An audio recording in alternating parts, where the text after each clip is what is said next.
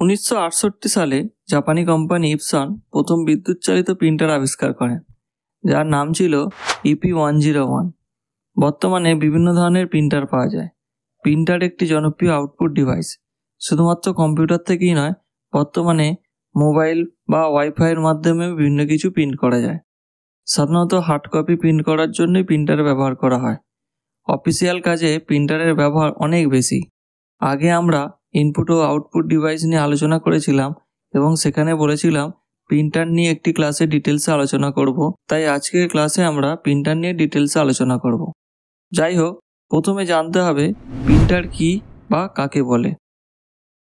যে electronics hardware ডিভাইসের দ্বারা কম্পিউটারের কোনো ডকুমেন্ট বা সফট কপিকে হার্ড কপি বা কাগজে ছাপা হয় তাকে প্রিন্টার বলে। এর দ্বারা যে কোনো ধরনের নথি, যেমন টেক্সট, ফাইল, ছবি, ডকুমেন্ট ইত্যাদি প্রিন্ট করতে পারি। এই প্রিন্টার আবিষ্কারের নির্দিষ্ট কোনো উদ্ভাবক নেই, তবে সর্বপ্রথম যান্ত্রিক মেশিন আবিষ্কার করেছিলেন চার্লস ব্যাবেজ, যেটি ছিল ডিফেন্স ইঞ্জিন, যার মাধ্যমে ছাপার কাজ করা হতো। প্রিন্টারের কি কাজ সেগুলি আমরা জানব। প্রিন্টারের প্রধান কাজ হলো সফট কপিকে হার্ড কপি হিসাবে রূপান্তরিত করা, অর্থাৎ প্রিন্টার ডিজিটাল ডেটাকে কাগজে মুদ্রিত করে। এছাড়া প্রিন্টারের মাধ্যমে কোনো কিছু স্ক্যান করতে পারি এবং কপিও করতে পারি। যে কোনো লেখাকে আমরা খুব সহজেই প্রিন্টারের মাধ্যমে প্রিন্ট বা জেরক্স করতে পারি। বিভিন্ন ধরনের ডিজাইন প্রিন্ট করার জন্য প্রিন্টার খুবই গুরুত্বপূর্ণ। এবার আসছি আমরা ক্লাসিফিকেশন অফ প্রিন্টার বা প্রিন্টারের শ্রেণীবিভাগ।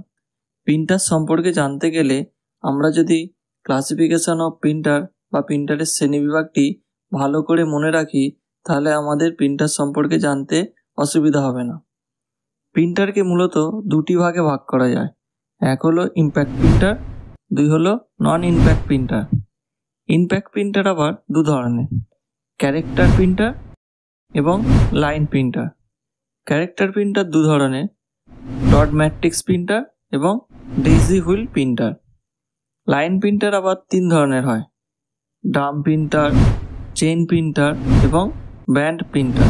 নন ইম্প্যাক্ট প্রিন্টার তিন ধরনের হয়ে থাকে, ইঙ্কজেট প্রিন্টার, লেজার প্রিন্টার এবং থার্মাল প্রিন্টার। এবার আমরা এই সমস্ত প্রিন্টারের ডিটেলসে আলোচনা করব এবং কোন প্রিন্টারের কি কাজ সেগুলি জানব। প্রথমে আসছি ইম্প্যাক্ট প্রিন্টারে। এই ধরনের প্রিন্টার যা কাগজের সাথে কালির ফিতের সরাসরি যোগের মাধ্যমে কাজ করে। প্রিন্ট করার সময় কাগজের ওপর ইম্প্যাক্ট অর্থাৎ চাপ প্রয়োগ করে বলে এই প্রিন্টারকে ইম্প্যাক্ট প্রিন্টার বলে।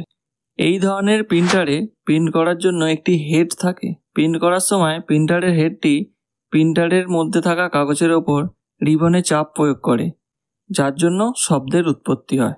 বর্তমানে এই ধরনের প্রিন্টারের ব্যবহার খুবই কম। এই প্রিন্টার মূলত দু ধরনের হয়ে থাকে, এক ক্যারেক্টার প্রিন্টার, দুই লাইন প্রিন্টার। ইম্প্যাক্ট প্রিন্টারের বৈশিষ্ট্য হলো প্রিন্টিং হেডটি কাগজ স্পর্শ করে বলে এতে শব্দের উৎপন্ন হয়। এই প্রিন্টারের হেডের নিচে এবং কাগজের ওপরে কালিযুক্ত রিবন বা ফিতা লাগানো থাকে। এই প্রিন্টারে প্রিন্টিং কোয়ালিটি নিম্নমানের এবং প্রিন্ট করার গতিও অনেক কম। এই প্রিন্টারে প্রিন্টিং খরচ অনেক কম। এই প্রিন্টারে রঙিন লেখা বা ছবি প্রিন্ট করা যায় না। এবার আসছি আমরা ক্যারেক্টার প্রিন্টারে। ক্যারেক্টার প্রিন্টারগুলি ইম্প্যাক্ট প্রিন্টার হিসাবে সংজ্ঞায়িত করা হয় বা ইম্প্যাক্ট প্রিন্টার হিসেবেই ধরা হয়, যেগুলি সাধারণত একবার শুধুমাত্র একটি অক্ষরই প্রিন্ট করে।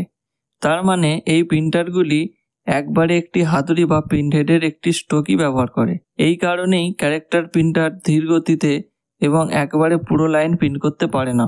ক্যারেক্টার প্রিন্টারগুলি দু ধরনের হয়ে থাকে, এক ডট ম্যাট্রিক্স, দুই ডেইজি হুইল। প্রথমে আসছি ডট ম্যাট্রিক্স প্রিন্টার নিয়ে। এটি এক ধরনের ইম্প্যাক্ট প্রিন্টার। এই ধরনের প্রিন্টারে প্রিন্টিং হেডে কিছু পিন থাকে।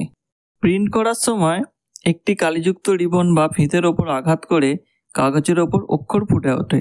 হেডে থাকা পিন দিয়ে ছোট ছোট ডটের সাহায্যে একটি ক্যারেক্টার প্রিন্টারের ফলে কাগজের ওপর প্রতিলিপি হয়। কাগজের ওপর ঘর্ষণজনিত কারণে প্রচুর শব্দের সৃষ্টি হয়।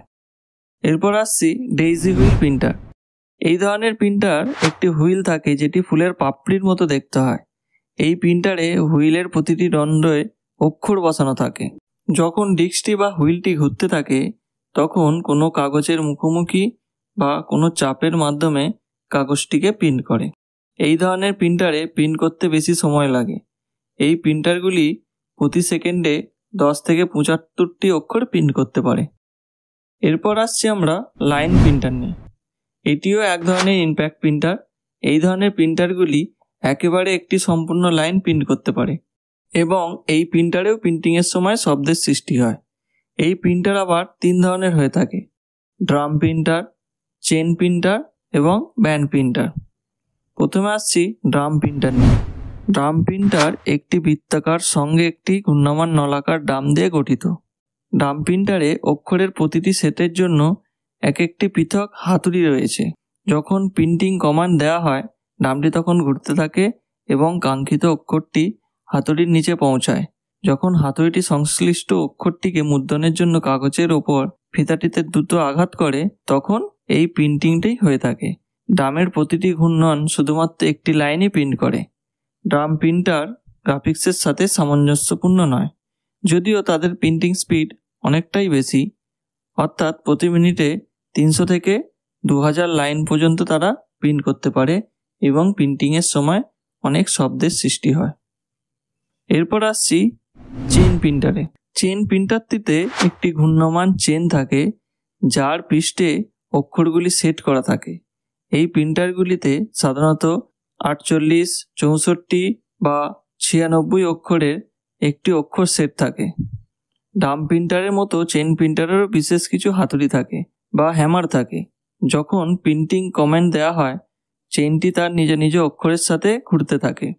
যত তাড়াতাড়ি পছন্দসই অক্ষর সঠিক মুদ্রণ অবস্থানে পৌঁছায়, হাতুড়িটি কাগজের বিরুদ্ধে কালি ফিতা বা চেনের সাথে সম্পর্কিত অক্ষরটিকে আঘাত করে। এইভাবে কালি ফিতা কাগজে সংশ্লিষ্ট অক্ষরের ছাপ তৈরি করে। চেন প্রিন্টারও প্রিন্টিং গ্রাফিক্সের সাথে সামঞ্জস্যপূর্ণ নয়। যাই হোক, চেন প্রিন্টার প্রতি মিনিটে 300 থেকে 500টি লাইন প্রিন্ট করতে পারে এবং অন্যান্য ইম্প্যাক্ট প্রিন্টারের মতো এই প্রিন্টারেও প্রচুর শব্দ উৎপন্ন হয়। এরপর আসছি ব্যান্ড প্রিন্টার। ব্যান্ড প্রিন্টার, যা বেল প্রিন্টার নামেও পরিচিত, প্রায় চেন প্রিন্টারের মতোই কাজ করে, কিন্তু একটি চেন ব্যবহার করার পরিবর্তে ব্যান্ড প্রিন্টারগুলি তুলনামূলকভাবে অল্প সংখ্যক হ্যামার বা হাতুড়ি সহ একটি ইস্পাত ব্যান্ড ব্যবহার করে। হাতুড়িগুলো একটি পাম্পে অবস্থিত থাকে যা প্রিন্টিংয়ের সময় পাতার বা পেজের চারিপাশে সঠিকভাবে অবস্থান করে। যখন এই হাতুড়িগুলো সঠিক অবস্থানে পৌঁছায়, তখন একই প্রসেসে ফিতাকে আঘাত করে এবং ব্যান্ডের ওপর ঘূর্ণিত হয়। ফলস্বরূপ ব্যান্ডের অক্ষরগুলি কাগজে মুদ্রিত হয়, যা কালি ফিতা এবং ব্যান্ডের মধ্যে স্থাপন করা হয়। ব্যান্ড পরিবর্তন করে এই প্রিন্টারগুলিতে ফন্টের আকারও পরিবর্তন করা হয়। ব্যান্ড প্রিন্টারকে দাম এবং কর্মক্ষমতার দিক থেকে ড্রাম প্রিন্টারের থেকে উচ্চতম বলে মনে করা হয়। এরপর আসছি আমরা নন ইম্প্যাক্ট প্রিন্টার। এই ধরনের প্রিন্টারগুলো প্রিন্ট করার সময় কাগজে কোনো রকম ইম্প্যাক্ট সৃষ্টি করে না, অর্থাৎ প্রিন্টিং করার সময় কাগজের ওপর কোনো রকম চাপ সৃষ্টি হয় না। সেই জন্য প্রিন্টারের সঙ্গে হেড কাগজের কোনো যোগাযোগ ছাড়াই ছবি, অক্ষর প্রভৃতি প্রিন্ট করে। এই ধরনের প্রিন্টারে শব্দের সৃষ্টি হয় না এবং প্রিন্টিং কোয়ালিটিও অনেক উচ্চমানের হয়ে থাকে, অর্থাৎ লেখা ও ছবির প্রিন্ট আউট পরিষ্কার। বর্তমানে এই ধরনের প্রিন্টারের ব্যবহার সবচেয়ে বেশি। এই প্রিন্টার সাধারণত 3 ধরনের হয়ে থাকে: ইঙ্কজেট প্রিন্টার, লেজার প্রিন্টার ও থার্মাল প্রিন্টার। নন ইম্প্যাক্ট প্রিন্টারের বৈশিষ্ট্যগুলি হলো: প্রিন্টিং হেডটি কাগজ স্পর্শ করে না বলে এতে শব্দের সৃষ্টি হয় না। এই প্রিন্টারে প্রিন্টিং কোয়ালিটি অনেক উচ্চমানের এবং প্রিন্ট করার গতিও অনেক বেশি। এই প্রিন্টারে প্রিন্টিং খরচও অনেক বেশি। এই প্রিন্টারে রঙিন লেখা বা ছবি প্রিন্ট করা যায়। এবার আসছি ইঙ্কজেট প্রিন্টার। ইঙ্কজেট প্রিন্টার এক ধরনের নন ইম্প্যাক্ট প্রিন্টার। এই প্রিন্টারে লিকুইড অর্থাৎ তরল কালি ব্যবহার করা হয়। সাদা কালো এবং রঙিন সব ধরনের প্রিন্ট এই প্রিন্টারে করা হয়। সাদা কালো প্রিন্ট করার জন্য সাদা কালি এবং কালার প্রিন্ট করার জন্য স্যান, ম্যাজেন্ডা, ইয়েলো প্রভৃতি কালি ব্যবহার করা হয়। প্রত্যেকটি কালার কার্ডের নিচে ছিদ্রযুক্ত নজেল থাকে। কালির ফোঁটা সেই নজেল বা নল দিয়ে বেরিয়ে কাগজের ওপর দিয়ে বিভিন্ন লেখা ছবি প্রিন্ট করে। এই প্রিন্টারে প্রিন্ট কোয়ালিটি খুবই উন্নত মানের। এরপর আসছি লেজার প্রিন্টার। এটিও এক ধরনের নন ইম্প্যাক্ট প্রিন্টার। লেজার ব্যবহার করে প্রিন্ট করা হয় বলে একে লেজার প্রিন্টার বলে। কোনো লেখা কাগজের ওপর প্রিন্ট করার জন্য এই প্রিন্টারে কার্বন গুঁড়োর মতো কালি ব্যবহার করা হয়। এই গুঁড়ো কালি এবং কার্ট্রিজ একটি টোনারের মধ্যে ভরা থাকে। এই প্রিন্টারে প্রিন্ট আউট কোয়ালিটি খুবই উন্নত মানের হয় এবং প্রিন্ট আউট খরচও অনেক কম। সাদা কালো প্রিন্ট করার জন্য এই ধরনের প্রিন্টার সবথেকে বেশি ব্যবহার করা হয়। স্কুল, কলেজ, অফিস ইত্যাদি জায়গায় এই প্রিন্টারের ব্যবহার সবথেকে বেশি, অর্থাৎ অল্প সময়ে বেশি প্রিন্ট করার জন্য এই ধরনের প্রিন্টার বেশি ব্যবহার করা হয়। এই প্রিন্টারে দ্রুত প্রিন্ট করা যায় এবং এই প্রিন্টারের দামও তুলনামূলকভাবে বেশি হয়। এরপর আসছি থার্মাল প্রিন্টার। এই প্রিন্টারগুলিতে এমন এক ধরনের বিশেষ কাগজ ব্যবহার করা হয় যা তাপের সংস্পর্শে আসার সময় থার্মাল প্রিন্ট ব্যবহার করে প্রিন্ট করে। এই রকম প্রিন্টারগুলি সাধারণত ব্যাংকে, শপিং মলে বা এটিএমে ব্যবহার করা হয়। এরপর আমরা কিছু ইম্প্যাক্ট প্রিন্টারের ছবি দেখে নেব এবং কিছু নন ইম্প্যাক্ট প্রিন্টারেরও ছবি দেখে নেব।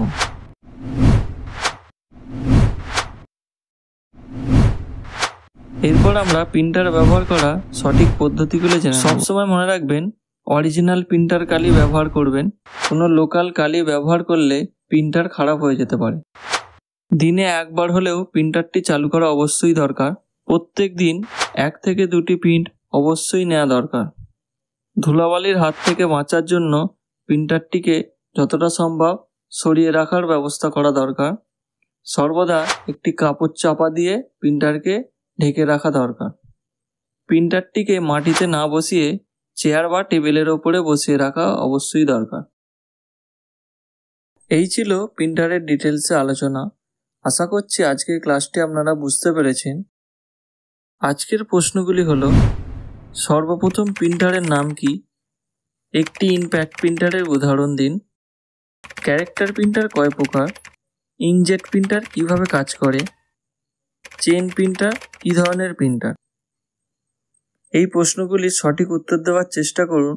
আপনারা কমেন্ট সেকশানে কমেন্ট করে অথবা নিচে দেওয়া মেল আইডিতে মেল করেও আমাদের জানাতে পারেন। আজকের মতো এটুকুই। দেখা হবে পরের ক্লাসে। ধন্যবাদ।